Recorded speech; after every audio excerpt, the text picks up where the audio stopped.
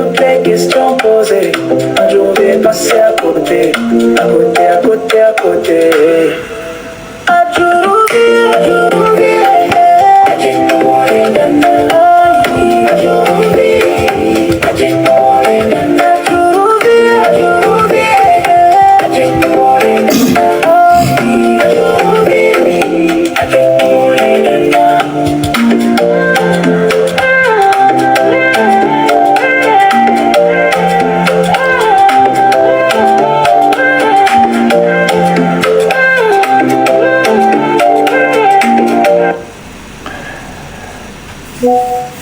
Alors, c'est le grand dossier de ce live. Et avant d'arriver sur ce dossier, je voudrais partager un certain nombre d'informations avec vous qui sont liées à tout ce que j'ai subi au Togo jusqu'en exil aujourd'hui. Généralement, je ne parle pas beaucoup de ces choses-là, à part ce que vous savez. Juste parce que je n'ai pas envie de partager tout ça tout le temps avec vous. Mais parfois, l'occasion fait qu'il faut partager certaines informations. Alors, quand on était au Togo là-bas, on faisait notre travail tranquillement. C'est vrai que on était assez critique. On ne faisait pas du cadeau. Mais le peu qu'on faisait déjà au Togo, on était très, très, très persécutés.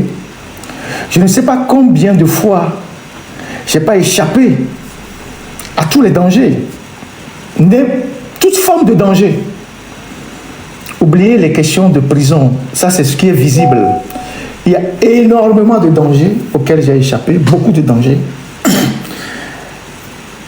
Des accidents provoqués, des tentatives d'empoisonnement par micro, je reviendrai là-dessus tout à l'heure. La filature permanente, les arrestations, les propositions de collaboration qui ont été rejetées, parce que ces gens, ils utilisent d'abord la méthode douce, ils utilisent les deux méthodes, le bâton et la carotte. Ouais, il faut faire ci, il faut faire ça. Et moi, je ne suis pas de nature à jouer avec ça. Et donc, lorsqu'ils se sont rendus compte, à un moment donné, que je suis quelqu'un d'assez intraitable, ils ont opté pour les méthodes les plus brutales. Et je me rappelle que quand on avait fait le Petrol Gates en 2020, j'ai reçu pas mal de menaces de mort et tout et tout. Et puis, je me suis plaint.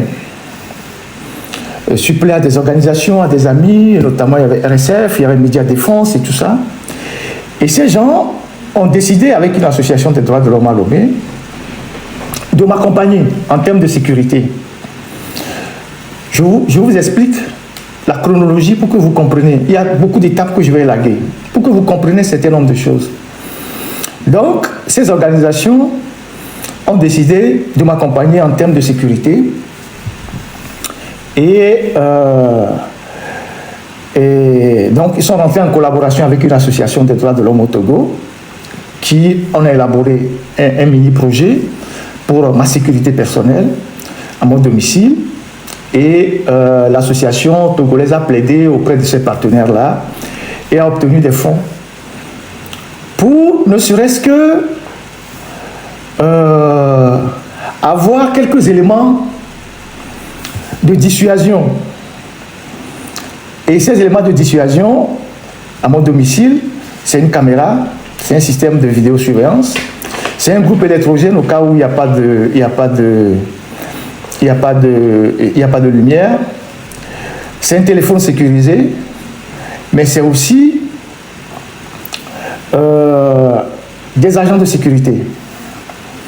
Et donc, comme la menace était très forte, et que je me suis plaint dans les ambassades et tout ça, et donc auprès des partenaires, donc ce projet a été financé, piloté par cette association, le CACIT d'ailleurs, et ils ont installé chez moi, c'est l'association qui a piloté de bout en bout, chez moi, caméra, groupe électrogène, j'avais un téléphone, Et puis, après, comment appelle-t-on un gardien, un agent de sécurité. Je vous dis ça pour que vous compreniez un certain nombre de choses. Lorsque on devait recruter l'agent de sécurité, comme c'est un financement qui vient de l'extérieur, il faut faire un appel d'offres.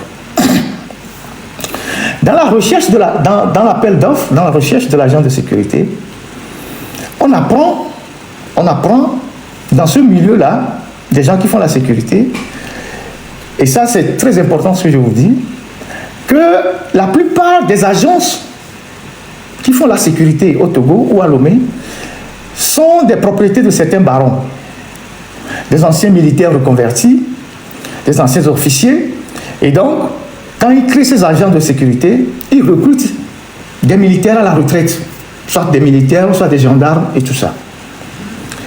Et ces gens qu'on recrute,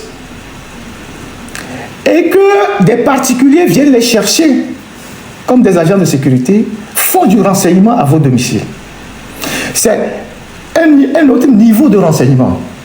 Parfois, on pense que c'est par le Pegasus qu'on vous suit, mais vous avez des gens que vous avez recrutés qui sont chez vous à la maison pour servir d'agents de sécurité, mais qui renseignent tous ceux qui viennent chez vous. Si par inadvertance, ils ont entendu une conversation, qui remontent toutes ces informations à leur propriétaire, qui est déjà lui un ancien officier, et qui remonte l'information. Vous voyez comment le pays est plus ou moins suivi. Et donc, dans une des agences, on nous dit, il faut faire attention à l'agent de sécurité parce que parmi eux, il y a ceux qui sont des agents de renseignement qui remontent des informations sur la personne dont ils sont appelés à assurer la sécurité à domicile. Première information.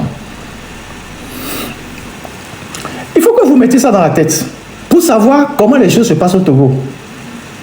Donc, à Messiame, on a gardien à Rome, couteau, tout ça. Il y a un gardien comme il est.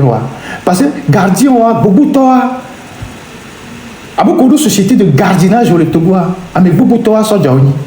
Les gardiens, beaucoup de autres en tant qu'agent de renseignement. On les met à Rome. À Messiame, que les doigts Rome, on les rapporte. Mais, c'est comme ça que le régime est parfois au courant de certaines personnes, de comment certaines personnes reçoivent des invités chez eux. Donc, on a fait en sorte qu'on puisse trouver quelqu'un qui ne soit pas trop dans ce milieu-là. Et donc, il y a eu un agent de sécurité pendant la durée du projet pour ma sécurité. Et quand je quitte le Togo, après tout ce qui s'est passé là, on a trouvé d'autres fonds avec d'autres organisations pour avoir toujours un agent de sécurité chez moi. Et puis les caméras servent à dissuader. Et quand je suis parti et que j'ai commencé par faire des lives, ils allaient régulièrement à mon domicile pour intimider mon épouse et les enfants. Ils faisaient venir des voitures qui restaient devant le domicile de 23h jusqu'à 2h du matin. Les caméras captaient tout ça. Donc je reversais ces informations aux ONG, aux ambassades. Une fois, il y a un monsieur qui est venu filmer toute la maison. Les caméras l'ont pris. Et écoutez très bien. Et par la suite, quand j'ai commencé par faire des lives, mon épouse, quand elle sort partout où elle allait, elle était toujours suivie. Ils ont acheté les gens dans le quartier des mouchards qui renseignaient. Quand elle va même à l'église, elle est suivie. Quand elle va au marché, elle est suivie. Elle n'était pas libre de ces mouvements. Les enfants étaient menacés à l'école. Ce sont des choses que je n'ai pas partagées avec vous pendant longtemps. Les enfants étaient tout le temps menacés à l'école. Et un jour, ils ont fait ça 2 fois. Ils ont tenté de s'introduire chez moi. Comme des braqueurs. Après, j'ai appris que l'idée, c'était de venir violer les enfants ou à la limite mon épouse. Ils ont déjà fait ça avec la fille d'un opposant à Baguida, au Togo. Donc, ils voulaient rentrer par effraction dans la maison, parce que j'ai 2 filles et un garçon, pour agresser la famille, les violer, en se faisant passer pour des braqueurs. Et donc, la première fois, ils sont passés par un voisin à moi qui est en chantier. Ils sont montés à l'étage, ils sont montés, par le voisin, ils sont arrivés sur la dalle et ils se retrouvent nez à nez avec l'agent de sécurité. Et ils disparaissent. Ils fuient. La deuxième fois, ils ont voulu passer par un autre voisin. C'est une clôture libre pour escalader. Là, c'était impossible pour eux parce qu'il y avait des fils de fer. Plus tard, je reçois toutes les informations comme quoi c'était le plan pour me faire très mal pour que j'arrête les lives. Il y a d'autres choses qu'ils ont eu à faire que je ne dis pas pour le moment. Donc, chemin faisant, je me suis débrouillé pour essayer de faire partie de la famille. Et Dieu seul sait comment j'ai pu faire partie de ma famille. Les enfants sont arrivés ici en France traumatisés. On les a sortis un à un du Togo parce qu'ils étaient suivis. Et pour les faire sortir, on a dû les cacher chez des gens pour qu'ils puissent perdre leur trace avant de les sortir du Togo. Ils sont arrivés ici traumatisés. Ils ont passé des temps chez les psychologues. Ma Benjamine, elle avait 7 ans quand elle est arrivée ici, totalement traumatisée. Mais ils n'ont pas arrêté la persécution. Ils ont continué par tous les moyens cette persécution-là. Comme je vous le dis, je n'en parle pas souvent. Mais comme nous sommes là aujourd'hui, je vais vous dire certains aspects des choses qui se sont passées, qui malgré tout font que je tiens. Et donc, la famille a finalement quitté le Togo et a rallié la France. Vous imaginez que des gens aient pu réfléchir de faire passer des braqueurs au domicile de quelqu'un pour violer des enfants. Vous imaginez ça? Vous imaginez le niveau de satanisme au sommet de l'État togolais. Et donc, finalement, ils n'ont pas réussi. Parce que j'ai alerté régulièrement les ambassades. Avec des preuves. Hein, avec des preuves. Il y avait des rapports et des preuves, des documents, des images. Et donc, finalement, la famille a dû partir. Quand je suis arrivé ici, et que j'ai commencé mes lives, quand je suis arrivé ici, ils ont mis des gens à mes trousses. Parce ils ont toujours cherché à me compromettre dans quelque chose. Il y a des gens qui m'envoient des mails pour dire oui, Ferdinand, ton niveau d'engagement est à saluer et tout. On veut travailler ensemble, on a un projet, on a des gens qui sont à tel endroit, on a des outils de travail, je veux parler des armes. Ils écrivent comme si je devais répondre. Jamais je n'ai répondu à ces mails-là. Jamais. Parce que je savais que c'était des gens qui étaient envoyés pour me piéger. Si je réponds à un seul mail, j'aurai une preuve. Jamais je n'ai répondu à ces mails. Il y a un blanc qui est même rentré dans mon inbox sur mon numéro togolais pour dire oui, il a appris que je fais un master dans le 13e à Paris, à Tolbiac, quand je faisais mon master 2, et que lui aussi il est dans la zone, il faut qu'on se voit, lui il est très engagé sur la cause togolaise, et il voit mon niveau d'engagement, il faut qu'on se voit pour qu'on en parle. Jamais je n'ai répondu, je sais que c'était envoyé par quelqu'un. Je retourne au Togo. Au Togo, entre-temps, il y a des sources qui m'ont informé de faire très attention parce que la manière dont je suis habitué à aller dans les émissions radio, il y a eu des discussions où, à un moment donné, ils ont envisagé de me piéger par un micro. Ils vont empoisonner le micro. Ils vont empoisonner un micro dans une émission et quand je serai invité, je vais prendre le poison. Et c'est à partir de ce moment-là que j'ai arrêté d'aller sur les radios et que je ne parlais que dans ma propre émission. C'est des choses que je vous dis pour que vous compreniez le niveau de dangerosité de ces gens-là. Donc, ils ont des agents, on peut vous inviter comme ça. Naïvement, toi tu crois que tu vas dans une émission et on va t'empoisonner. Ça s'est déjà passé dans d'autres pays. Au Niger, dans les années 76, il y a eu un homme politique qui a été tué par une caméra. C'est pour ça que chez les Israéliens, quand vous amenez vos caméras, vous ne filmez pas le Premier ministre. C'est eux qui filment et vous donnent la cassette. Ils vous donnent les éléments. On a vu avec Mola, celui qui a été tué en Afghanistan, le chef, comment on appelle ça, le lion du Panchir. Les talibans l'ont tué avec une caméra.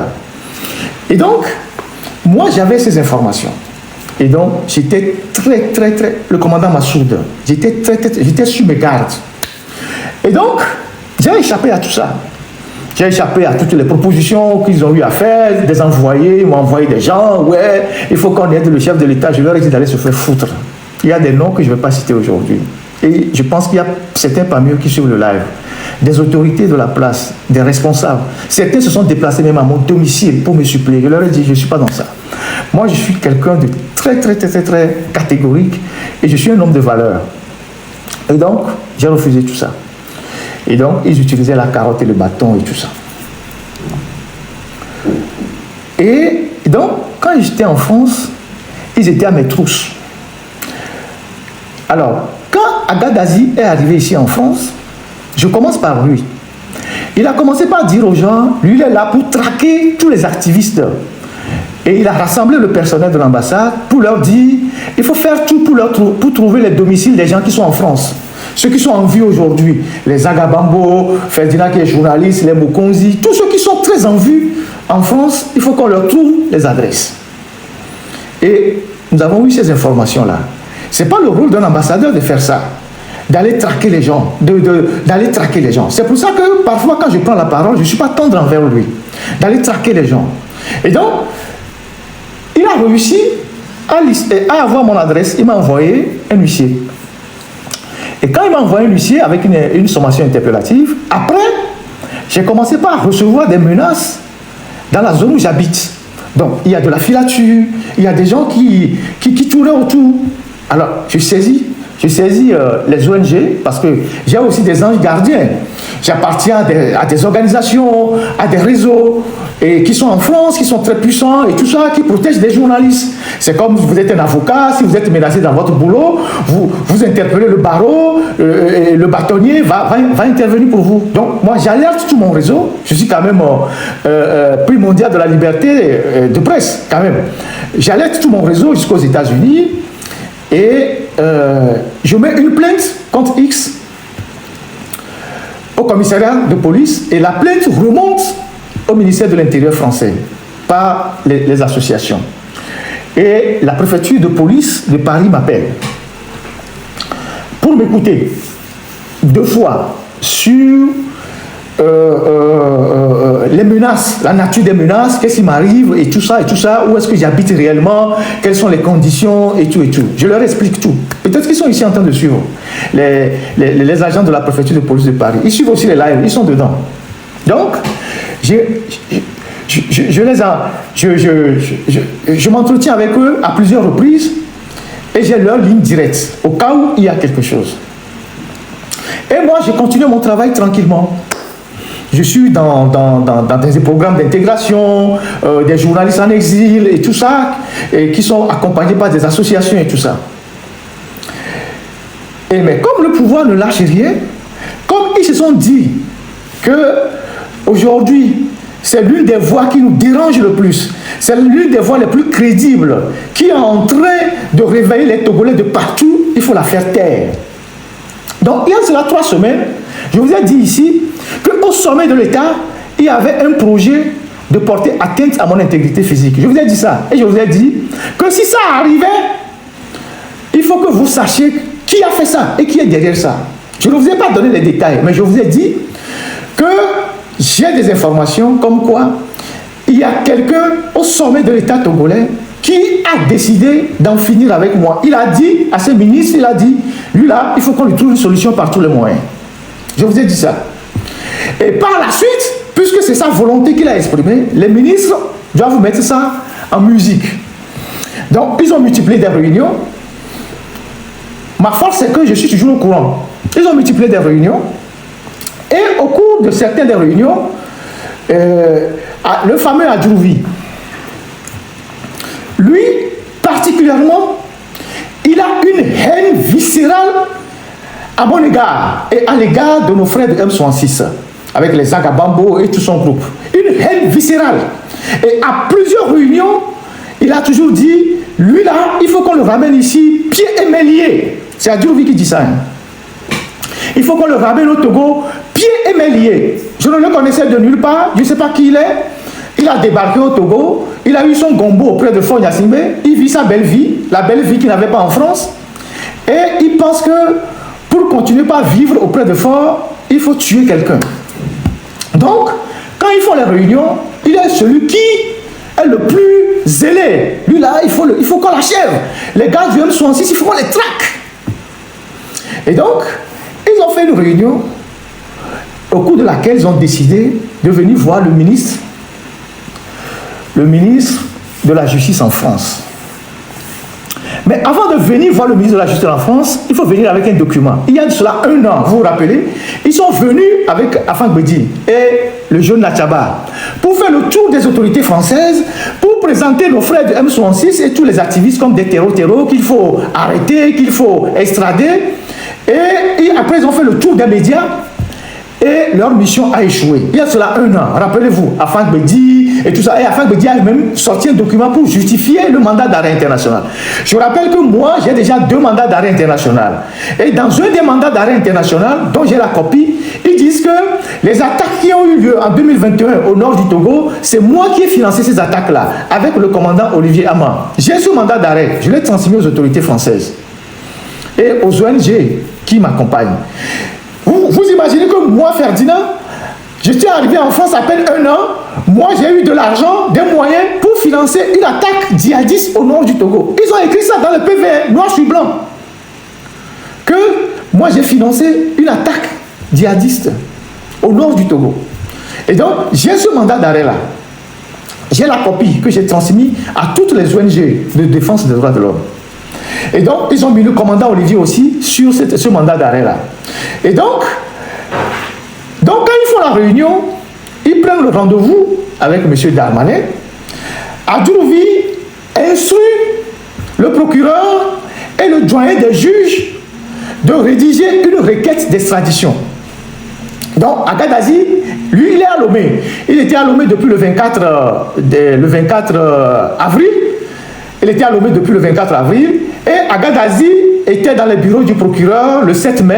Il faisait l'aller-retour entre le bureau du procureur et le bureau du doyen des juges pour rédiger cette réquisition d'extradition que Adjouvi devait apporter ici pour voir le ministre de la justice française. Les Agabambo, les autres, ils ont déjà leur dossier ici. Donc eux, ils viennent juste pour appuyer ça. Donc pour moi, ils ont besoin d'une requête d'extradition. Et donc, le doyen a saisi, non, le procureur a saisi le doyen des juges, M. Poutouli, par une réquisition, et lui, il a rédigé la requête d'extradition que Adjouvi a apporté ici dans ses valises pour venir voir le ministre de la Justice française. Mais avant qu'il n'arrive ici, moi je savais déjà tout ce qui se manigançait, pourquoi il vient exclusivement, ce qu'il va venir faire et tout. C'est d'ailleurs pourquoi j'ai eu à la minute près toutes les informations sur son trajet, quand est-ce qu'il est arrivé, l'hôtel où il a logé, comment l'appelle-t-on, l'heure à laquelle il avait rendez-vous avec le ministre Darmanin et tout ça. Et donc, il prend son avion avec certains des avocats, tout ça, ils arrivent ici et ils vont directement à la place Vendôme. C'est le ministère de la Justice. Ils vont à la chancellerie. Alors, il a fait sa mission et il est reparti hier. Il est certainement en train de suivre cette vidéo ou ce live.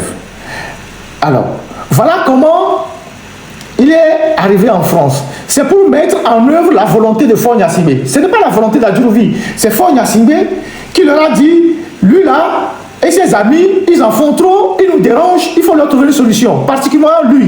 Il faut le neutraliser. Et Adjouvi et Agadazi ont frappé la poitrine pour dire, nous on s'en charge, monsieur le président. Restez tranquille, on va aller les ramener. Donc ils ont mis la justice en branle.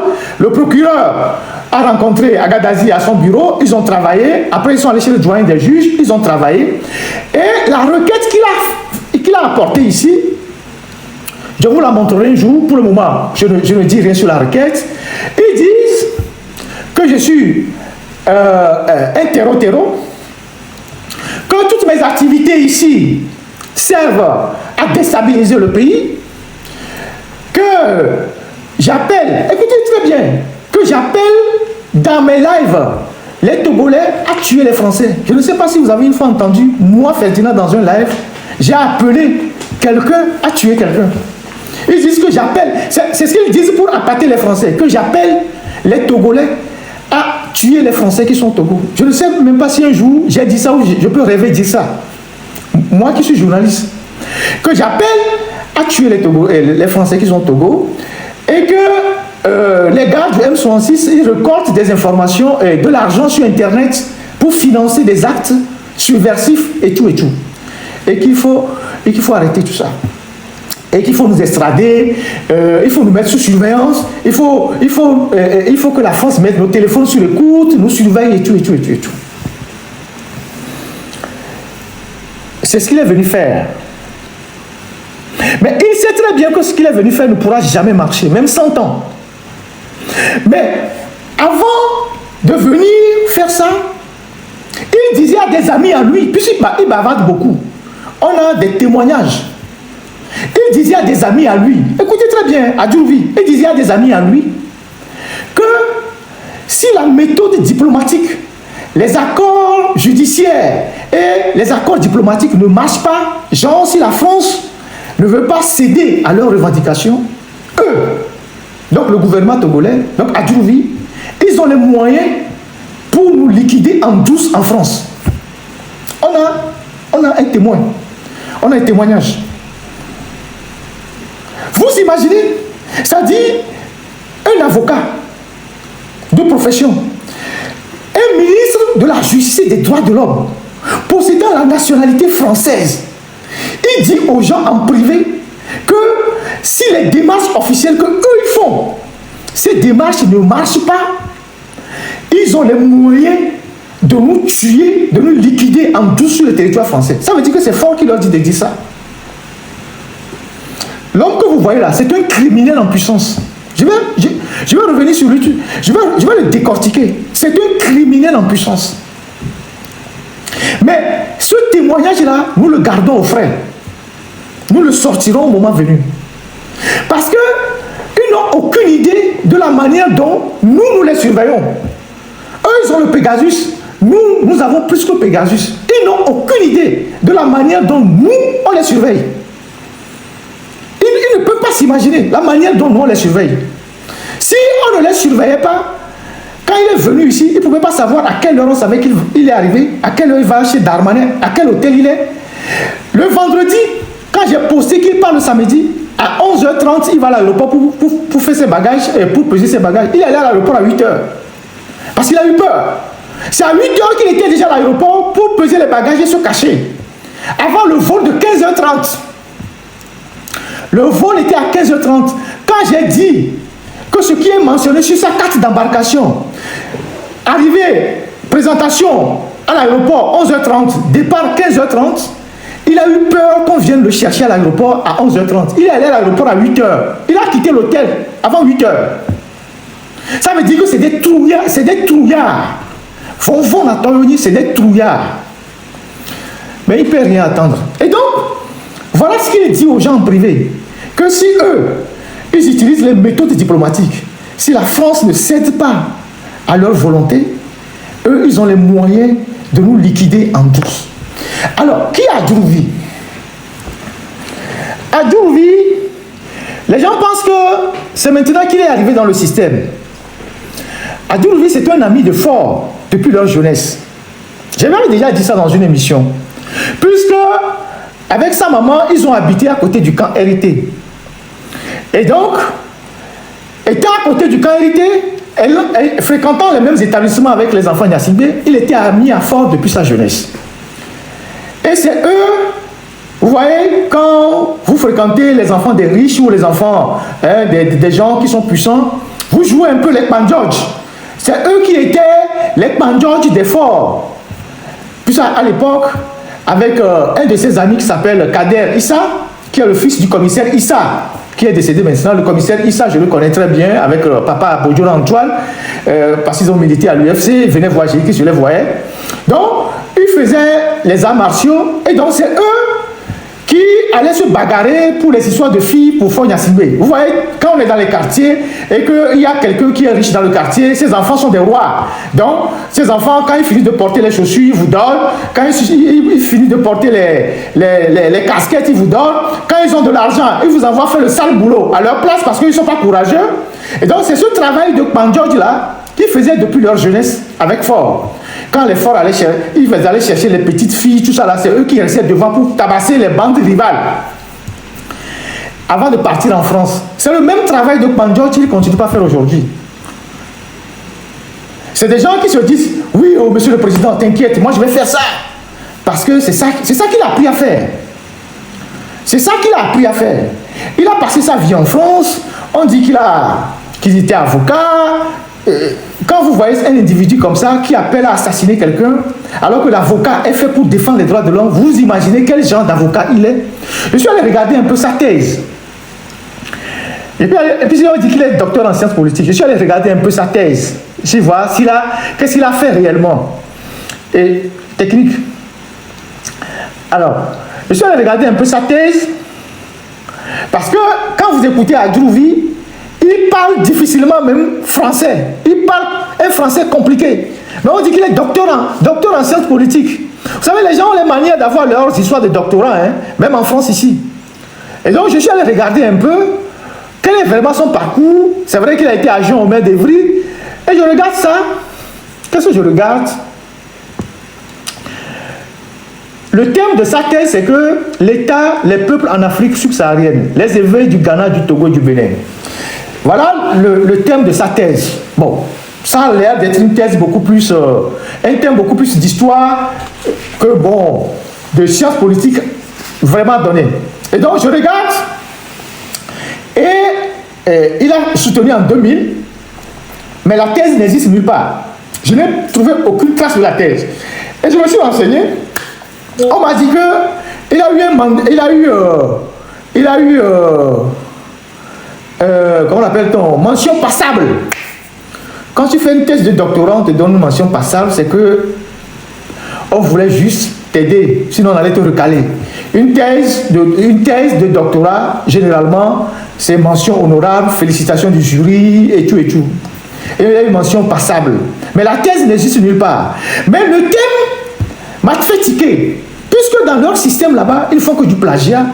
Le thème m'a fait tiquer. Moi, je suis historien de formation. Donc le thème m'a fait tiquer et le thème m'a rappelé la thèse du professeur Martin Adoyon. Et je suis parti regarder le titre du thème du professeur Martin Adoyon. Et vous allez voir que ce sont des thèmes similaires. Voilà. Et je me suis dit, si la thèse de Adjouvi, qu'il a soutenue en 2000 n'est pas une copie de ce que Adoyon a soutenu en 1975 déjà. Et le thème d'Adoyon, c'est frontières contre peuple en Afrique noire, le cas EV. Adoyon fut mon professeur à la faculté, au département d'histoire. Je connais le thème de la thèse de M. Adoyon. C'est frontières contre peuple en Afrique noire, le cas EV. Qu'est-ce que Adjouvi nous dit? Qu'est-ce que Adjouvi nous dit? Écoutez très bien, Adjouvi nous dit l'État et les peuples en Afrique subsaharienne, les évêques du Togo, du Ghana et du Bénin. C'est pas la même chose. C'est pas la même chose. Je suis allé regarder et j'ai trouvé que c'est des vils individus. Et donc, ce monsieur qui était en France ici et qui s'est battu pour avoir sa nationalité française grâce à l'appui de notre doyen Kofi Yamnian qui l'a beaucoup aidé. Je suis convaincu que si Ford l'envoie demain pour faire extrader Kofi Yamnian, il va oublier, il va revenir, il va faire ça. Il s'est retrouvé à Lomé parce que les choses n'allaient pas très bien ici et il s'est remis au service de son ancien ami Faure Gnassingbé. Et donc, en étant au service de son ancien ami Faure Gnassingbé, c'est comme ça que Faure l'a coopté, lui, Adjourouvi et Alain Foka pour écrire la Constitution. C'est eux qui ont fait la mouture de la Constitution qui crée des problèmes aujourd'hui. C'est les deux. C'est lui, dans l'ombre, avec le Camerounais, qui ont monté cette histoire de Constitution. C'est à lui, Adjourouvi. Et cette Constitution est aussi médiocre que sa thèse qu'il a soutenue et qui n'existe nulle part. Et cette Constitution qui met en problème aujourd'hui Faure Gnassingbé. C'est lui. Donc, il est devenu député et il est parti à Lomé parce que la vie qu'il cherchait ici en France, il ne pouvait jamais l'avoir. Arrivé à Lomé, il s'est tapé une belle maison à Mwépé. Il a des voitures officielles. Il vit maintenant à la caisse, à la résidence de la caisse. Il tape les filles, même les petites filles. Ils font leurs pratiques obscènes avec les petites filles. Un irresponsable notoire. Et c'est lui qui devient ministre de la Justice au Togo. Vous imaginez? Adjourouvi, ton assistante là, avec qui tu as fait un enfant et que tu as refusé de reconnaître, et qui est parti rester pendant longtemps au Bénin avant de revenir en France, ton enfant que tu as refusé de reconnaître, il est à l'université. Tu as refusé de reconnaître l'enfant. Puisque c'est ton habitude. Tu as refusé de reconnaître l'enfant. Un enfant hors mariage. La dame souffre seule jusqu'à ce que l'enfant soit à l'université. Tu n'as jamais payé pension alimentaire. Tu ne reconnais même pas l'enfant. La dame Amédi, à Kofa Denise, que tu as enceinté à Lomé là, vous faites vos conneries au bord de ta piscine, à Mwépé là-bas, que tu as enceinté. Tu as refusé de prendre la grossesse. La dame t'a poursuivi pendant des années à des fins de reconnaissance.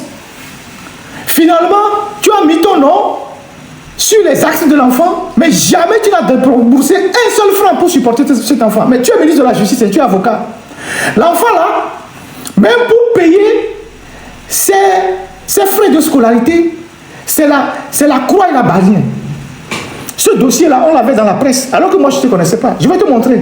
Et là, tu vas savoir que, toi là, même dans ta veste là, nous sommes dedans. Ça, c'est ton enfant, non?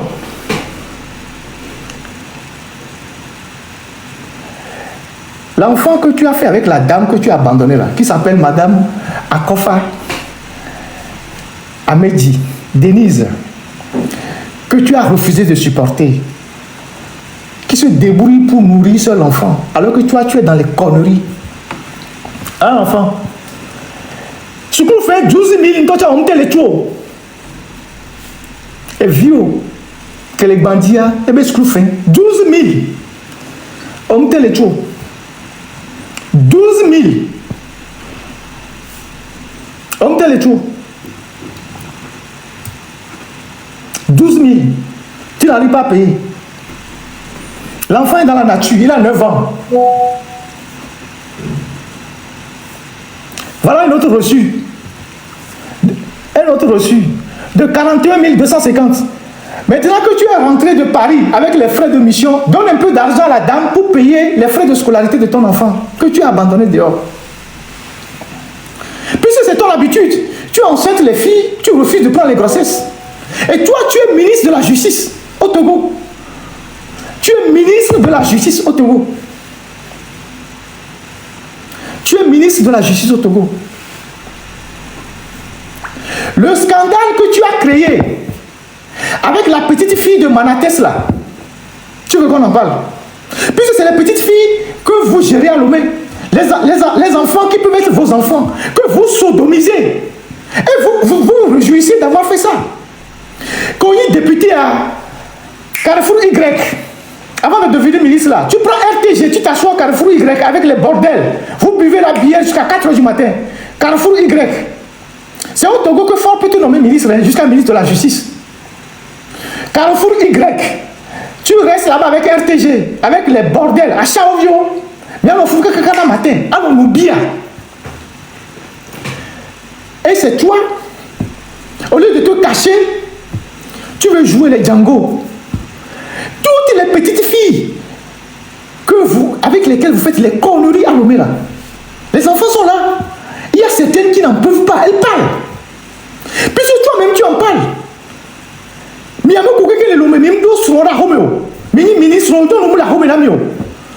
C'est vous qui faites les pratiques comme ça avec les filles à Lomé. Vous n'avez pas de femmes chez vous à la maison. Et vous savez pourquoi vous n'avez pas de femmes chez vous à la maison à Lomé? C'est pour que vous ayez le temps de faire vos pratiques, les bêtises que vous faites là. Dans ta villa à Ngopé là-bas, que tu as construit après ton retour à Lomé, quand tu étais en France là, tu n'as pas construit de villa à Ngopé. Parce que tu ne gagnais rien. Aujourd'hui, tu as l'argent facile. Tu as les piscines là-bas. Tu fais des conneries avec les filles au bord de ta piscine là-bas. Et tu es ministre de la Justice.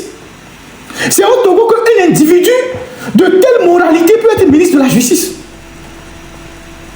Et tu dis aux gens que il faut qu'on nous mette sur surveillance. Je vais te dire ceci. Pour ta petite information, quand vous avez commencé par faire vos bêtises là avec moi ici là, quand j'ai été écouté par la préfecture de police, avec les associations qui m'accompagnent, les ONG, tout ça là, je suis déjà sous surveillance. Est-ce que tu le sais? Je suis déjà sous surveillance. Mais pas sous surveillance pour vous. Quand vous avez envoyé vos petits lascars là, la police m'a écouté plusieurs fois. Et elle sait, elle connaît mon dossier. Le ministre de l'Intérieur actuel connaît mon dossier. Et de temps en temps, je dois rendre compte à la police de mes mouvements. Et la police, ils ne sont pas loin d'ici. Ils ne sont pas loin d'ici. De temps en temps, ils appellent pour savoir si tout va bien. Mes rendez-vous sont signalés. Mes déplacements sont signalés pour des raisons de sécurité. Et je rends compte à la préfecture de police de Paris. Tu ne le sais pas. Vos petits voyous ne le savent pas. Tu ne le sais pas. Vos petits voyous ne le savent pas. Et donc, la police française sait que sur le territoire français, je ne fais rien d'illégal. Je ne participe à rien d'illégal. Et moi-même, journaliste qui connais la loi, je sais ce qu'on appelle ligne rouge. Il y a des choses que je ne peux jamais faire. Et donc, toi, avocat, qui connais le droit pénal, tu penses que tu arrives en France avec une mallette, tu viens voir un ministre, et puis on va te livrer un journaliste, et que tu vas ramener à Lomé. On va t'extrader un journaliste. Vous pensez que c'est ce que vous faites au Togo là? Vous prenez Dabiba, vous mettez dans un avion, vous envoyez au Burkina, ou bien quelqu'un aussi prend quelqu'un et l'envoie au Bénin. C'est ce qui se passe ailleurs. Même ton patron Fon Yassibé, toi-même à Djouvi, si vous faites des bêtises au Togo et que demain vous venez rester en France là, si le Togo vous recherche, pour que la France vous livre, il y a toute une procédure.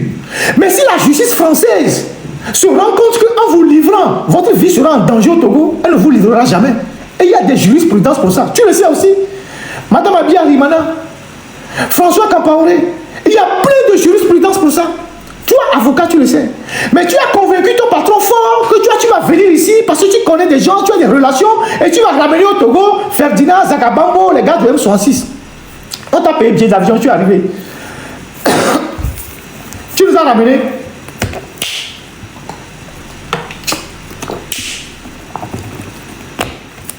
Tu nous as ramenés.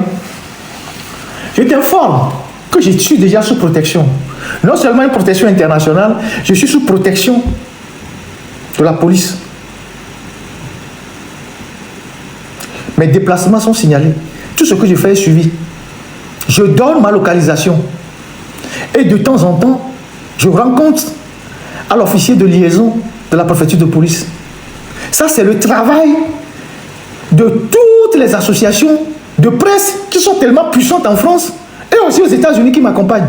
RSF, CPJ, tout ça. Donc, toi, tu ne peux rien créer, tu ne vas jamais rien créer parce que tu n'es personne. C'est fort que vous pouvez tromper et lui prendre de l'argent. Maintenant, vos voyous là, vos voyous que vous voulez utiliser là, avec Agadazi là, jusque tout, il faut les utiliser. Ben vous qu'on les met assis, yémibé, n'y a homme livré ni officiellement à Milo, ben vous, vous allons vous montrer qu'on est aussi des voyous. Ou bien parfois, quand on parle avec vous de façon civilisée, vous pensez qu'on n'est pas des voyous. Faites ce que vous voulez faire. Nous aussi, on est des voyous. Vous pensez que nous n'avons pas ce côté méchant. On n'a pas ce côté bestial, tel que vous l'exprimez. On est aussi des voyous. Osez seulement, dans les 2 minutes qui suivent là, vous allez voir vos enfants, on connaît leur adresse. À Gadazi, tes 2 enfants qui sont en France là, on connaît leur adresse. Hein. Les bêtises que tu fais à la massade là, tes 2 enfants là, le garçon et la fille qui sont en France là, on connaît leur adresse. On connaît là où ils bossent. Ton enfant qui est à Londres là, qui est avec la Vietnamienne là, après qu'il a été balancé par Emilie Aziabé là, on connaît aussi son adresse à Londres. Ta fille qui est à Lomé là, qui est dans la boutique de sa mère là, on connaît aussi son adresse. Mais on est bien connu que là, que tout le temps on a Pacifique. On en est bien mieux quoi. Monsieur est bon, bien on soit courant maudit. Vous nous avez pourchassé depuis le Togo jusqu'à on est arrivé en France. Et vous venez nous pourchasser en France. Et vous pensez qu'on va rester comme ça pour vous regarder. On connaît les adresses de vos enfants. Hein. Touchez seulement quelqu'un, vous allez voir. Nous aussi, on peut recruter des voyous pour vous et vos enfants. Vous allez voir ce qui va se passer. Osez seulement une seule seconde. Et vous allez voir. Vous allez voir. C'est les gens qui se taisent et vous regardent. Osez seulement une seule seconde. Une seule seconde. Et vous allez voir ce que vos enfants vous sont chers, non? Voilà. Nous aussi, nous sommes chers à nos parents. Et vous allez voir ce qui va vous arriver. Touchez seulement un cheveu de quelqu'un. Et vous allez voir ce qu'on appelle œil pour œil, dent pour dent. Vous voulez défendre fort, manger avec fort. Mais toi, Djouvi, tu dois savoir ceci. Nous sommes avec toi. Nous sommes dans ta chambre. Nous sommes sous ton lit. Nous sommes dans ton bureau. Nous sommes dans ta voiture. Nous sommes à moins chez toi. Partout où tu es là, nous on est là-bas. Là où toi tu te caches là, c'est là où on dort. Vous avez Pegasus, non? Nous on a plus que ça. Nous, on a plus que ça. C'est pour ça que tout ce que vous faites là, on est au courant. On est au courant de tout. Il n'y a que le slip que tu portes là, que je peux décrire le matin. Continue seulement à blaguer. Partout où tu es là, on est avec toi. Quand j'ai lu le document sur la justice, la dernière fois, tu t'es plaint que où est-ce que j'ai trouvé le document, non? Tu as commencé par menacer les juges. Ah bon? Tu as un avocat, tu menaces les juges. Oh, donc, à deux de la quoi? Mais les Togo, mais ils facilité. Faut l'on a gagné. Et mais les bêtises, on les loue, mais nous vieux, mais les dons des vieux, les conneries, mais les pervertis valeurs. Et vous pensez que vous pouvez vous permettre tout. Donc toi, tu penses que vous êtes le Togo là, ou votre régime là, vous êtes au centre du monde. Tu arrives ici en France, tu claques les doigts, et puis on va te livrer des gens. Ah oui? Tu es sérieux là? Je serai à la place de Fon Yassine, que tu serais le premier que je vais virer. Avec tous tes casseroles là. Toi, tu ne peux même pas être ministre de la justice. Dans un pays normal, tu ne peux même pas être ministre jusqu'à être ministre de la justice.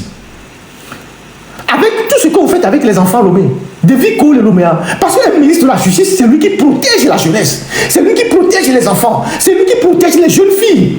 Contre tous ceux qui font le harcèlement, le viol, les pratiques obscènes. Mais montez dossier, il va déposer plainte les France. Moi, je vais répondre. Montez n'importe quel dossier, venez déposer plainte en France. Je vais répondre. Vous vous foutez des gens. Ce n'est que le début. Au lieu de t'occuper de ton ministère de la Justice,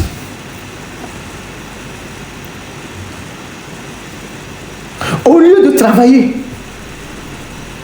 tu fais le zèle et tu dis que oui, vous, si vous utilisez les méthodes conventionnelles, ça ne marche pas. Vous avez des méthodes non conventionnelles pour nous liquider. Toi, qui détiens la nationalité française, s'il y a un problème demain, tu vas venir te cacher en France. Tu es avocat de profession. Tu es ministre de la Justice. Tu oses tenir des propos comme ça en privé. Tu sais, cette semaine, il y a un juge français d'instruction qui vient d'ouvrir une instruction contre le prince saoudien Ben Salman dans la mort du journaliste Khashoggi. Tu vois ce document-là? Je suis dans ce document, les 10 enquêtes interdites. 10 dit enquête interdite.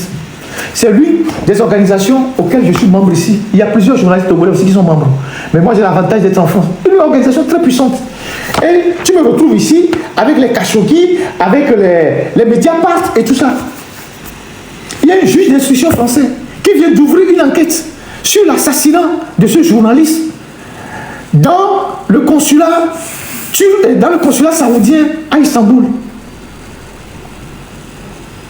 Et toi, ministre de la Justice d'un pays, tu te permets de tenir des propos aussi gravissimes. Parce que c'est votre patron fort qui vous le demande. Le ministre Darmanin que tu es venu voir là, tu sais combien de personnes le même jour l'ont interpellé? Les ONG, les messages qui sont allés de partout. Darmanin va demain en Algérie. Tu sais pour faire quoi? Il va pour les relations entre la France et l'Algérie, mais il va pour le journaliste français qui est détenu en Algérie. Darmanin que tu es venu voir pour qu'il livre Ferdinand là, il va demain en Algérie pour plaider la cause d'un journaliste français détenu en Algérie. Tu vois la bêtise? Vous dites que je suis un terreau, que je suis un déstabilisateur, mais vous prenez mes révélations pour inculper les gens à Lomé. Comment vous justifiez ça? Comment vous justifiez le fait que moi que vous qualifiez de terreau, le doyen des juges prend mes lives sur le terrain pour inculper les deux dames? Vous justifiez ça comment? Comment vous pouvez justifier le fait que quelqu'un que vous qualifiez de terroriste, vous utilisez ces travaux pour inculper des agents publics? Quand j'ai fait le Petrol Gate, j'ai l'audit de l'inspection générale des finances. J'ai ça. L'audit provisoire, j'ai ça. Comment vous pouvez prendre...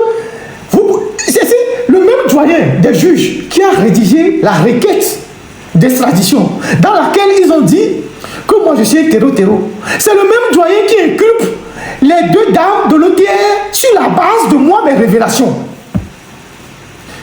Mais vous n'êtes pas à l'ouest par hasard. Vous n'êtes pas à l'ouest par hasard. Le doyen des juges qui rédige la requête dans laquelle ils disent que moi, Ferdinand, je suis terreau, les Agas sont des terreau, les gens de M66, Mokonzi, tout ça sont des terreau, Togbefi, tout ça. Le même doyen des juges prend mes travaux, mes révélations pour inculper des agents de l'OTR. Ça ne va pas chez vous. Hein? Ça ne va pas chez vous.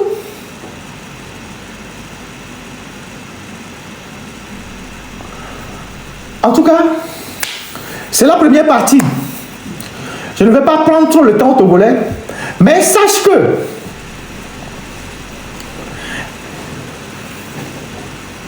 toute l'agitation que vous êtes en train de faire là, ça ne donnera rien. Ni aujourd'hui, ni demain. Tu peux t'occuper à construire les tribunaux. Je vais te montrer le tribunal de Thiévier. Je vais te montrer le tribunal de Thiévier. Au lieu d'aller chercher des fonds pour construire les tribunaux, tu es ministre de la Justice depuis 1 an. Au lieu d'aller chercher des fonds, il semble que vous êtes en train de construire le tribunal de Dapon. C'est bien, le tribunal de Notien. C'est moi qui ai dénoncé même l'histoire du tribunal de Notien, avant que vous ne construisiez ça. Vous êtes en train de construire un truc bizarre à Notien là-bas. J'avais dénoncé l'état de tous les tribunaux au Togo. Tablibo, Notien, Amlamé. Il y a un juge même qui m'avait dit à l'époque, Amlamé, il n'y a pas de place dans la salle est totalement délabrée. Ils font le jugement sur la terrasse. Et le jour ils font le procès sur la terrasse, on installe le juge, les assesseurs, les greffiers, tout ça, les avocats, il y a un avocat, et ils suivent la position du soleil par rapport à l'ombre. Et quand l'ombre va à gauche, ils déplacent les chaises, les tables bas, ils vont à gauche. Si l'ombre va à droite, ils vont à droite. C'est un juge même qui m'a dit ça à Amlamé, que c'est comme ça qu'ils font les procès à Amlamé. Et toi, tu as fait la France, on t'a nommé ministre de la Justice, au lieu d'aller chercher des financements pour construire les tribunaux sur l'ensemble des préfectures, tu es là à faire des conneries. Regardons le tribunal de Thiévier. Tribunal de la région maritime. Tribunal, Thiévier, tribunal, Mais bon, Tchévier, tribunal là. C'est 2 chambres salon. Tchévier, siège de la région maritime. Tchévier, tribunal, et moi.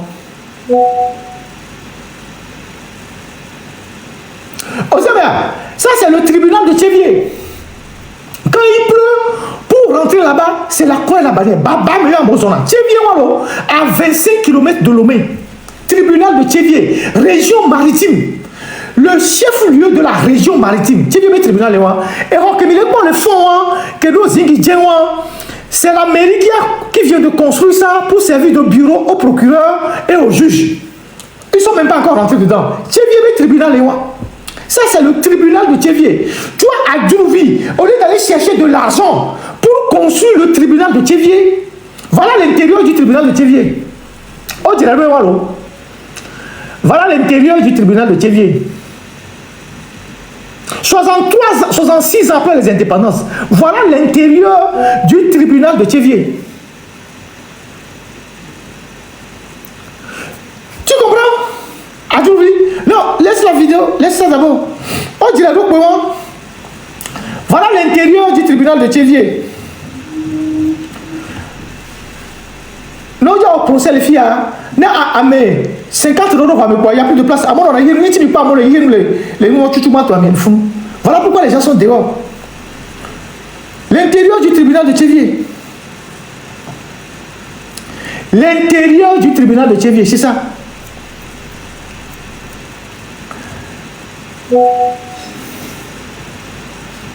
Voilà. On me dit que le tribunal de Vaughan est loué. C'est clair. Le tribunal de Toum est loué chez un particulier. Le tribunal de Kévé a été créé. Le tribunal de Kévé a été créé il y a 25 ans. C'est toujours dans la maison de quelqu'un, d'un particulier. Tu as fait la France. Et tu es arrivé au Togo, Fort t'a nommé ministre, au lieu de convaincre Fort de te donner de l'argent ou d'aller convaincre les ambassades de trouver de l'argent pour construire les tribunaux, pour permettre aux juges de travailler et aux justiciables d'avoir un accès à la justice. Tu bombes pour le torse que toi tu vas venir attraper Ferdinand et Zagabambo et les gens du M106 en France. On les nuit là.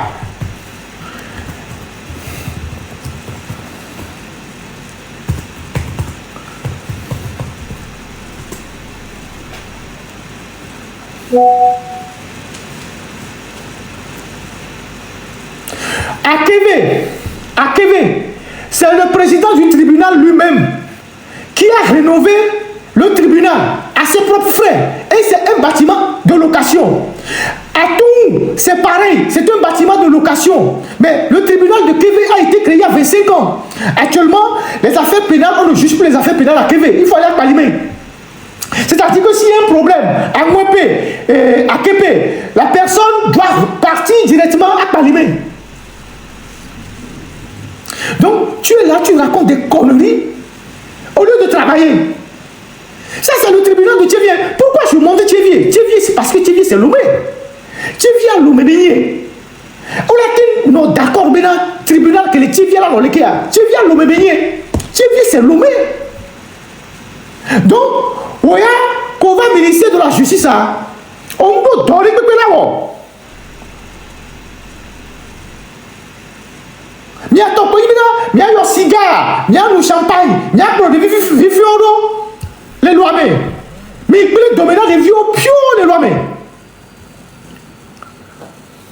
Regardez-moi ça. Et tu veux jouer avec nous? Tu veux jouer avec nous? Ok. On va jouer.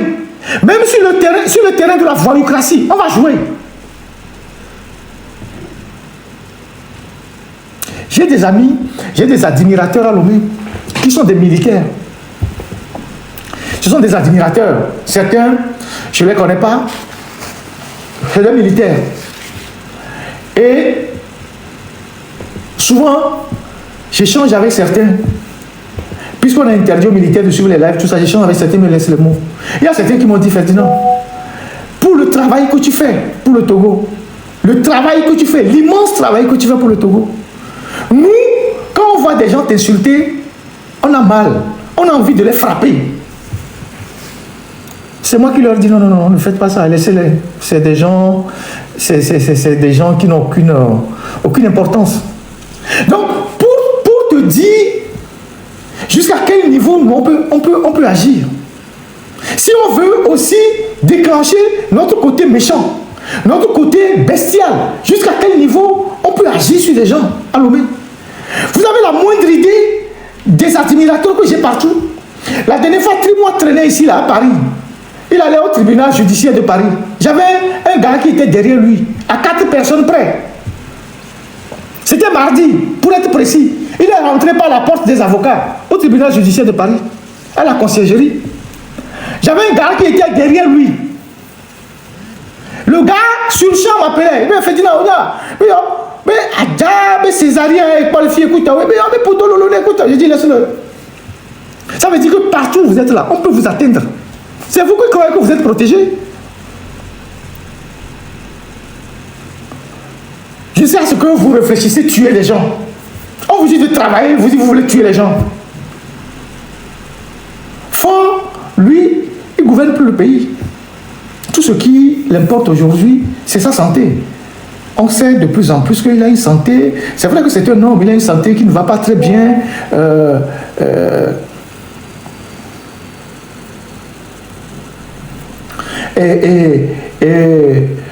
Comment appelle-t-on, sa santé n'est pas au beau fixe. On sait beaucoup. On sait beaucoup. Vous dites que je traque les avions de Ford. Est-ce que c'est interdit à un journaliste de traquer des avions? Même les avions de Donald Trump là, sont traqués par les journalistes. C'est des choses même élémentaires qu'on enseigne aux journalistes. Traquer un avion, traquer un navire, un bateau, tout ça. Et qu'en traquant les avions de Ford, on le met en danger. Mais si Ford veut voyager clandestinement, il dépense l'argent public. On doit savoir où il va avec l'argent du pays. Mais puisque, comme il n'est pas en bonne santé, il quitte souvent pour aller faire des soins, il ne veut pas qu'on sache qu'il sort du pays. Mais moi, je ne le fais même plus d'ailleurs. Mais il y a d'autres personnes qui le font. Dites-moi où est-ce que c'est interdit? Dis-moi où est-ce que c'est interdit? Mais ne t'inquiète pas. Ce que tu fais avec Ingrid Awade là, on va dire ça aussi, au moment venu. Toi, Drouvi, ce que vous faites ensemble là, avec Ingrid Awade là, on va sortir ça aussi. Je t'ai dit que là où tu es là, on est là-bas. Là où tu es là, on est là-bas. Vous n'avez aucune idée du niveau où nous sommes pour vous. Vous n'avez aucune idée. Quand tu es embarqué à l'aéroport de Lomé, je savais. Quand tu as atterri à Roissy, là, je savais. Tu avais rendez-vous à 17 h avec Darmanin, je savais. L'hôtel dans lequel tu étais, je savais. L'heure de ton départ, je savais. Ton cabinet qui est au niveau du bâtiment de Lyomo, là, ce qui se passe là-dedans, tu as refusé d'aller dans le cabinet du ministre. Tu es resté dans l'ancien cabinet du ministre des Droits de l'Homme. Si tu es un avocat assez intelligent, tu devais savoir que le ministère de la Justice est un ministère régalien. Et quand on te nomme ministre de la Justice, c'est le siège du ministère de la Justice que tu dois occuper. Mais tu es resté dans le bureau du ministère des Droits de l'Homme. Et tu commandes depuis dans l'autre. Tu as 2 bureaux. Mais tu devais être au niveau du ministère de la Justice. Et le second, l'ancien bureau des droits de l'homme pourrait être un second bureau pour toi. Mais tu es resté. Tu t'imagines qu'un ministre en France va refuser la place Vendôme pour aller rester dans un petit ministère? Parce que tu estimes que là où tu étais avant au ministère des droits de l'homme, c'est plus confortable. Donc tu n'es pas allé prendre le siège au ministère de la Justice. Tout ce qui se passe dans ton cabinet, on sait. Tu peux changer tout le monde demain. On est encore là. Même sous ton lit, on est là. La manière dont vous infiltrez les gens dans leur domicile, avec les agents de sécurité, les gardiens, tout ça là, nous aussi, on a des gens autour de vous.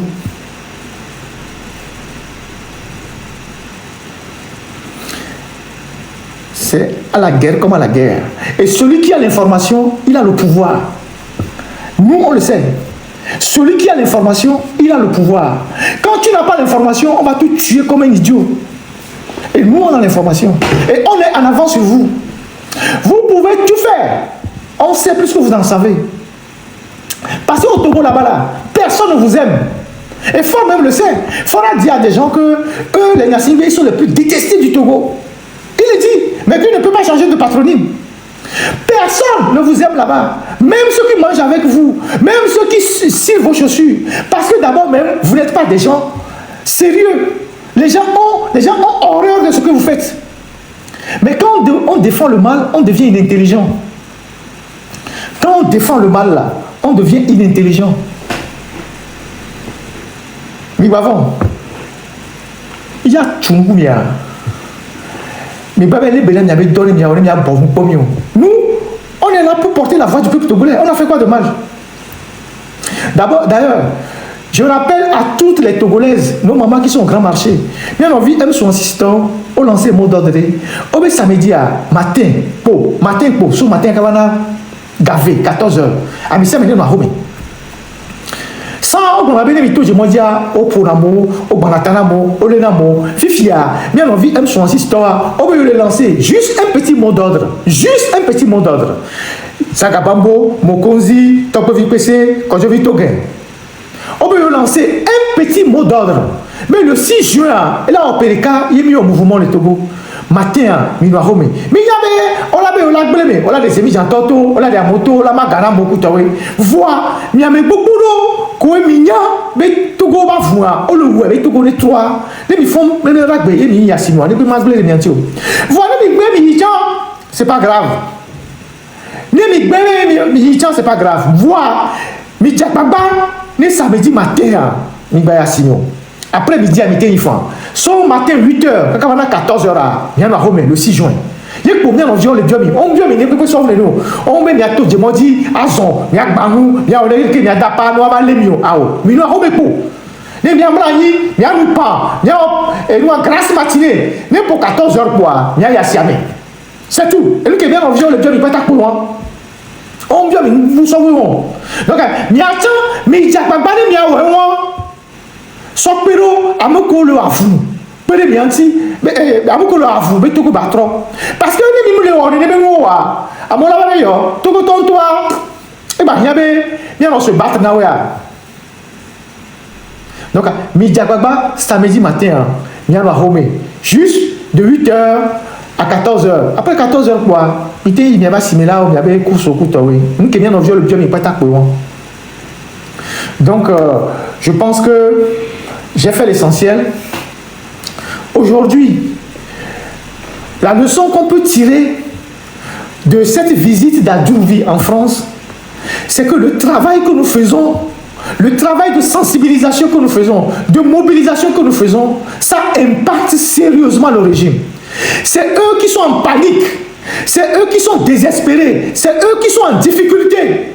C'est pour cette raison qu'on a pu faire des réunions autour de Fort, qu'on a mobilisé un ministre, qu'on lui a débloqué de l'argent pour venir en France demander l'extradition des gens qui n'ont que des lives à faire.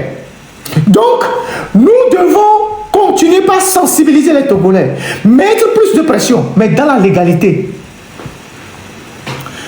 Nous avons évité piège Lulilo, mais là, il y a les blancs et nous avons il y a quelqu'un qui a enregistré un Togolais qui a envoyé un renseignement par rapport aux questions des armes.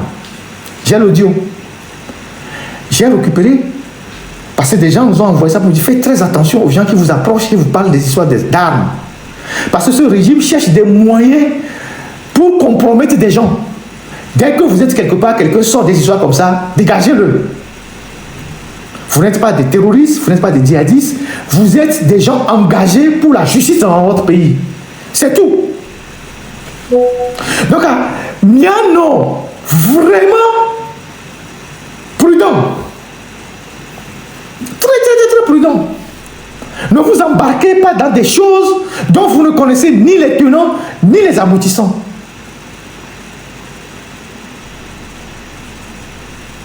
Restez dans votre logique. Si aujourd'hui, Fort est obligé d'envoyer à Djourouvi et tout un Bataclan mettre la justice en marche, les Agadazi, pour nous faire taire, c'est que le travail que nous faisons, nous-mêmes on le savait déjà, mais c'est qu'eux-mêmes, ils viennent confirmer que ce que nous faisons ici, ça leur fait très mal. Et ils savent que, à force de continuer par éclairer les Togolais, la mayonnaise va prendre. Et ça ne va pas durer. Ils sont très inquiets. Et Fort, qui a de plus en plus de soucis de santé, il voit que beaucoup de choses commencent par lui échapper. Il y a des petites choses qu'il n'arrive plus à faire, les nominations, les décisions, et les institutions qui sont abandonnées, tout ça. C'est qu'il est dépassé par les événements. Regardez-le physiquement. C'est vrai qu'il est au pouvoir, ça fait 21 ans. Il a pris un coup de vieux, mais il a de plus en plus des problèmes de santé. Et son entourage est là, les gens regardent. Et même vous allez constater même qu'au sein même de leur système, il y a une bataille qui pointe au nez. Parce que les gens sont là, ils voient des choses. Nous aussi on voit. Et ceux qui ne sont pas dans l'anticipation, ceux qui ne sont pas dans la prospective, qui ne voient pas ce qui se passe au Togo. Fort aujourd'hui, c'est non seulement un dirigeant très isolé, c'est pour ça que de temps en temps, il sort, il va en Afrique centrale, il s'est créé de nouveaux amis. Vous voyez Museveni, qui marche, et il marche comme ça, on joue la chanson comme un vieux là, et puis après il touche son ventre comme ça. Ce sont ses nouveaux amis ça.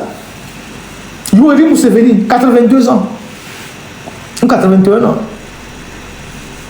Donc, il part, il va en Afrique centrale. Et les gens qu'il va voir tout le temps là-bas, personne ne vient chez lui. Combien de fois Sassou Nguesso est venu au Togo? Combien de fois Kagame est venu au Togo? Combien de fois Yoweri Museveni est venu au Togo? Combien de fois, comment il s'appelle, Tshisekedi est venu au Togo? Mais lui, tout le temps, il va chez eux. Puisque en Afrique de l'Ouest, il visite, il n'y a plus personne. À part ses amis qui sont de l'autre côté, ses amis là aussi, avec eux, ils essayent de faire mano-mano. Donc, il va tout le temps en Afrique centrale. Il a de nouveaux amis là-bas, il se promène.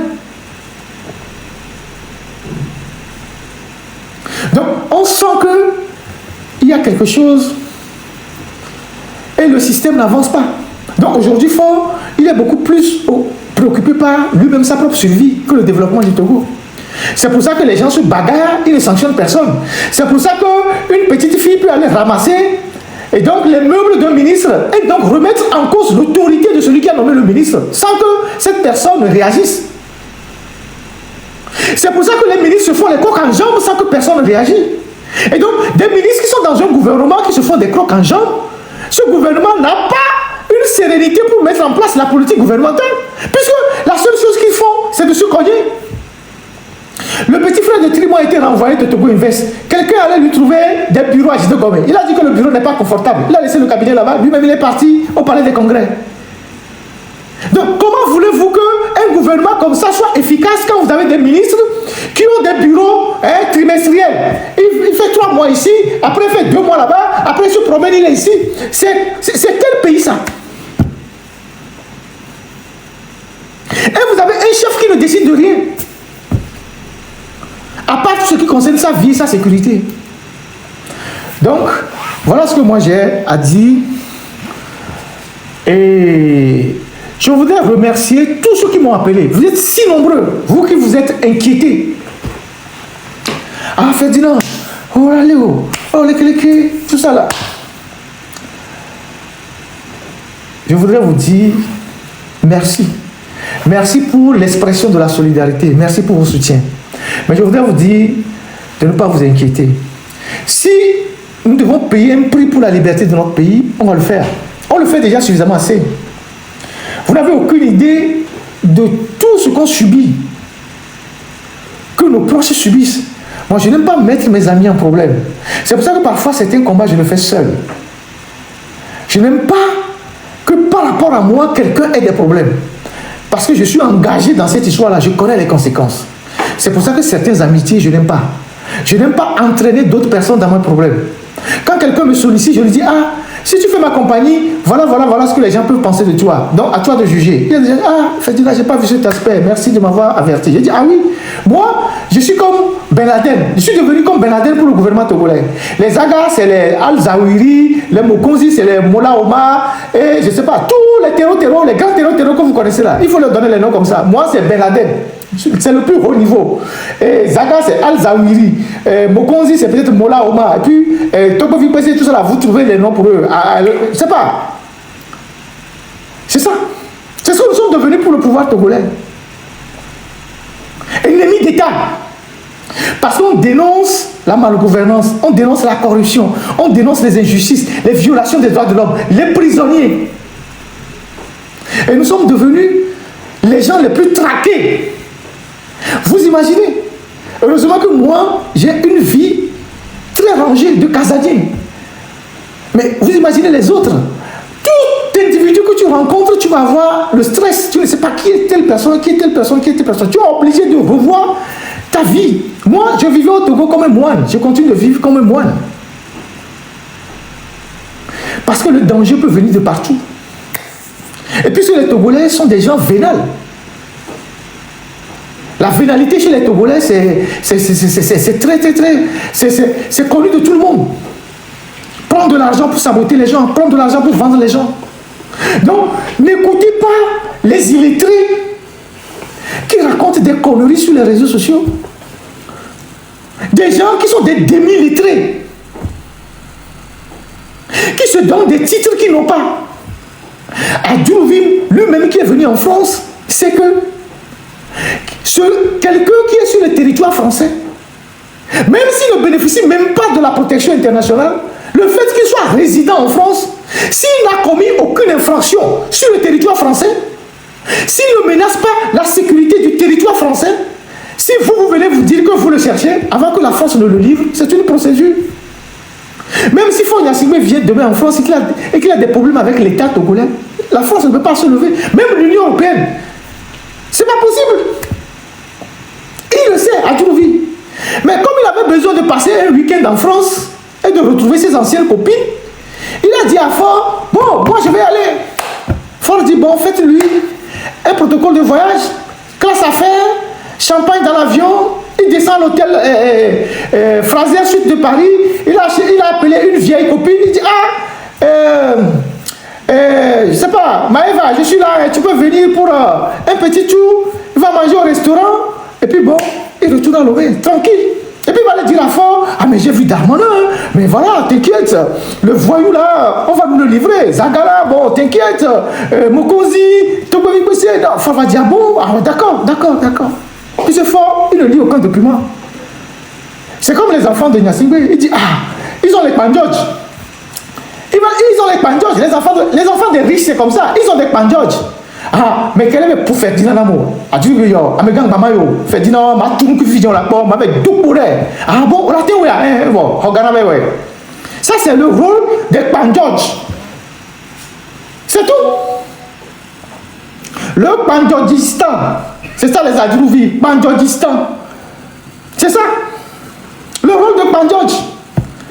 Puisque, dans les évasions, nous faisons, on a formé Gomé. Alors, pour c'est comme ça qu'il l'appelle. Ah ouais, ah non, mais Gamé Gomé. Puisque c'est comme ça qu'il l'appelle. Donc, on a fait, ne faut couper, on l'a coupé, ne faut tirer, on l'a ne faut n'aller, on l'a. C'est tout. C'est tout. Non, mais on y a, opposant les Bahamis, mais quel a été le bateau, le président Maïe, parce qu'il a besoin de ça pour vivre. C'est des gens de rien du tout. C'est un irresponsable au carré. Encore un bateau, la fin de diamant. Nous savons, binôme bien créé. Pourquoi la femme Bédi n'est plus venue? Ton ami Afang Bédi là, lui il est où? Pourquoi il n'est pas venu cette fois-ci? Comme on a renvoyé sa soeur Toméga, puisque lui, il plaidait pour sa soeur Toméga. Comme on a renvoyé sa soeur Toméga, et que sa soeur aussi se plaît, en privé, elle charge Faure Gnassingbé. Afang Bédi est discret. Je suis convaincu que s'il demande à Afang Bédi, oh, tu allais comment on l'ignorer, mais regarde, on le sait autant. Il va dire ça.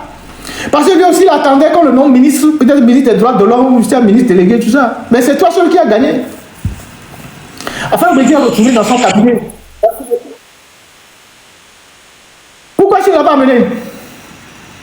1000 fois, vous allez venir ici, avec les conneries que vous avez écrites là, 1000 fois, vous allez repartir bredouille.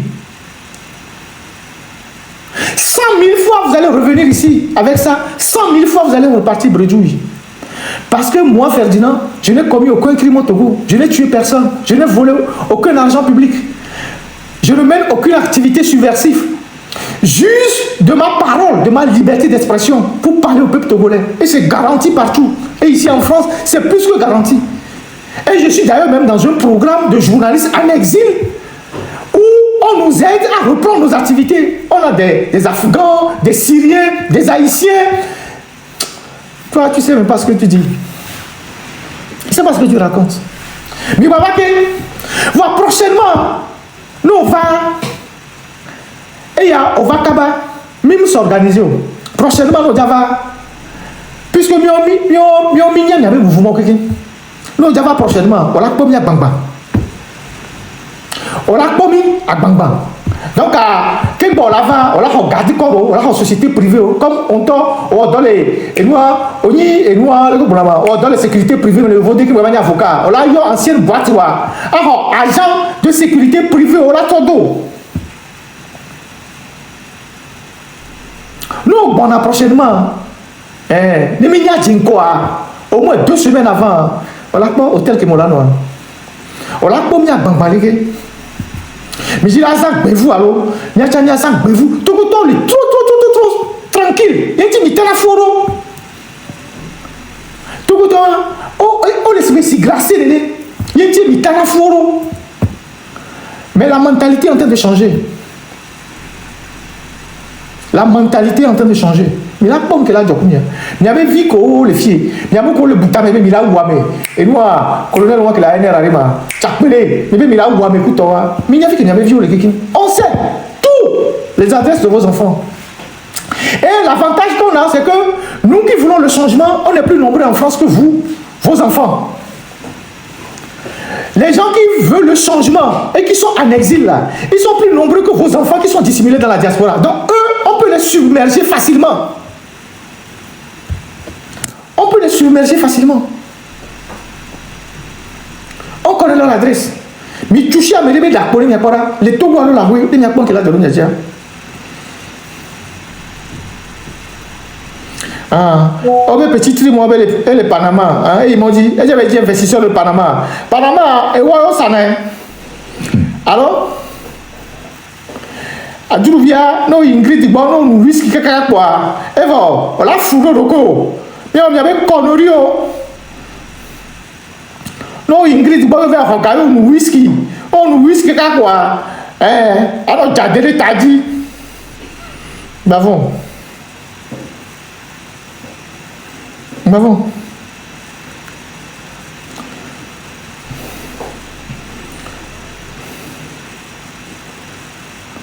Bah bon. Les minous, il y avait whisky, les italiens, il y a des sous-sous bléo. Il y a ouamé. On a béton quand on a été ouamé. On va pas vivre au d'Ivoire. On a béton, on a Djouvia, on a béton quand on a été ouamé. Togo Fadao. Togo pasteur, il y a même connu Fada Vanvan, Fastor Vanvan. Amé on est pas le chotia. Mais t'es niao le chotia me font. Parce que amé on a mis le coup de viol le même. Mais nous viol vifio lo. Amé yo que il quoi. On a mis le coup de viol le même. Ni de viol t'es nous courage. Là pour nous pour le lomé. Ni nous que papa ou le coup de viol le même. Mais là tout. Mais bon, tu as mis matin double là-haut. Mais là tout. Et nous que papa y a le coup de violer l'homme. Des vifions nous violent l'homme. Et nous qui n'y avait viol toi sur l'homme. Coup et donc le banawe. Et nous que papa y a le coup des vifions. Il y a autant de voir. On va dans un groupe mais quoi là dit oh mais des vifions et ouais que et on côté aller, on côté aller, on côté aller. Yo bon là on a domaine. Yo on a assis non. C'est des gens sans aucune valeur, sans moralité, qui ont perverti notre société. Les gens, les djoulos, les djoulos normaux, mais à maintenir le ministre de la Justice, par rapport à nous, il va bien non. Bah bon,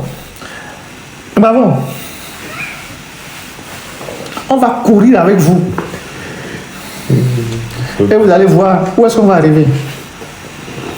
Nous avons les bénins à pour justice bédonao. Dans tout tribunal, à pour juge au salaire bon, à pour greffier au dossier bon, à pour tout palais de justice sur l'obligation d'Apango, à mettre juge dans les bonnes conditions, à pour prisonnier au bénin, à pour le fou les coups de prison. On libéré à mon procureur bébé matati à mon acte de prison, à mon mouvement de grève quand il y a coup. Madame Yakade les fous. vit avec peur. On peut vivre avec peur. Elle est là-bas en train de mourir. Fermée à double tour, quelque part à la caisse. Oh, ben, ministre de la Justice. Avocat en plus. Avocat doit être aux côtés de la veuve et de l'orphelin. Vous êtes aux côtés des assassins. Et vous réfléchissez comme des assassins pour tuer encore les gens. Et tu dis que tu es avocat. Mon œil. Quand tu étais en France, là, tu as plaidé quel dossier? Quand on est avocat de France, d'accord. L'homme, il va promouvoir le l'homme. Il va être tué. Il va le bagber. Hein? Il va le carrefour Y, Bakou, Bolovio, Anoubi, Akaka, Mourake. On a enquête de moralité, les tout contents qui me nomment Namoa. Verdi, Dame Amédia, n'a pas de vie avec Nagora, tout ce que vous faites. Avec Pognon, qui est nos bénis, assistant au Vaya, Indila Yoamenko, et à travers France, et via l'université. Coup de vie, on le doit, mais les fous, non? Avec Pau.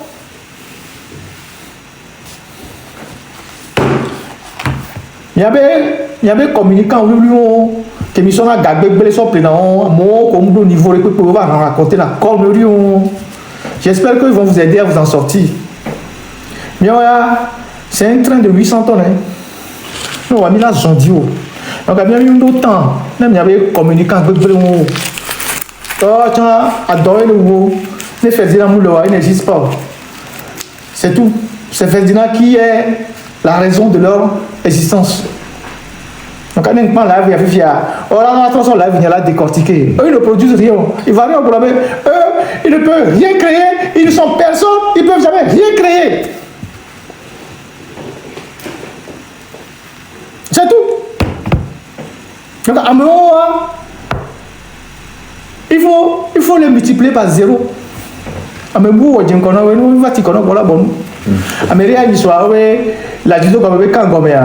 il va s'officier les fous. Comme j'ai des admirateurs partout, il y a toujours quelqu'un qui aime Ferdinand quelque part, que vous ne savez pas. Il officier les tenir. Oh, on va donner Ferdinand l'écraser. Mon officier, l'affaire là, ça nous dépasse. Officier à 150 000 francs. Oh non, il faut partir, il faut le. Officier à 150 000 francs. Amener les fous, amener son téléphone. Ferdinand.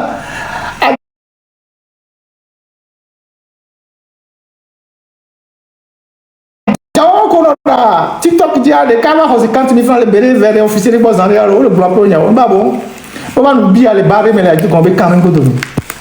50 000 francs. Ils sont à ça. Et vous pensez qu'ils vont faire quoi? Farfelu. Ils ont dit, mais ça arrive. On sent que quelque chose arrive. Et même vous savez, c'est pour ça que vous êtes paniqué.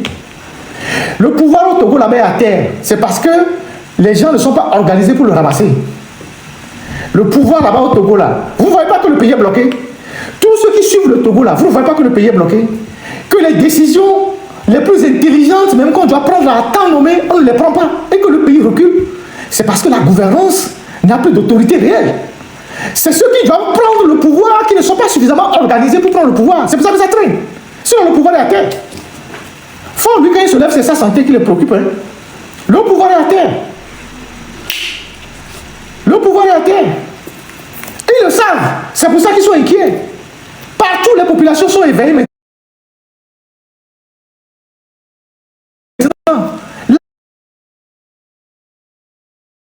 la moindre brèche là, vous allez voir ce qui va se passer. Quelque chose. Bien on vit quelqu'un qui a une caméra. Et nous, on sont assis sur le mot de la chambre. Nous plaisons le 6 à bien on colle à Simekoutoa. Bien on vit bien on home juste pour la journée du 6. C'est bien. Nous qui mettons militaire, on a soit encouragé et on le va voir. On le va voir. Le Togo pata. Ok. Ok, Zaga, tu peux monter sur. Zaga veut monter juste pour quelques minutes. Ouais, tu peux monter sur le TikTok. On va te prendre. Je n'avais pas vu ton message, s'il te plaît. Si tu es en ligne, tu peux monter. On te prend exclusivement pour le 6 juin. On pense. Alors. DG, Fadaga nous les dolo. Nous les dolo. Hein? À tout le monde, comme toi. Oh, figurez que, mesdames, en même temps, les gens. Ah bon? Toi, Oh. Et va doit aéroport les Lomé. Au même téléson. Mounyaba, moi, le fou n'avion. Au même